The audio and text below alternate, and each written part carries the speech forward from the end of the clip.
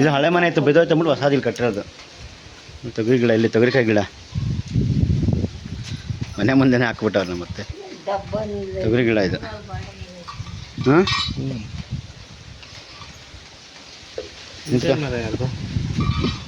ನಂದಿಡಿ ಹಂಗೆ ಒಂಚೂರು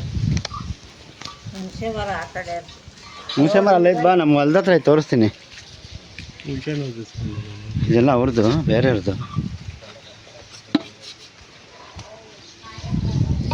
ಹ್ಞೂ, ಅದೇ ನಮ್ಮ ಹುಡುಗ ಕಾಯಿ ಸುಲ್ ಕೊಡ್ತಾನೆ ಪೂಜೆ ಮಾಡೋಕ್ಕೆ.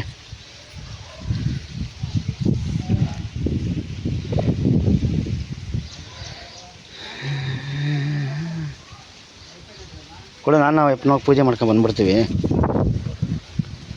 ಬರಲ್ವಮ್ಮ ನೀವು?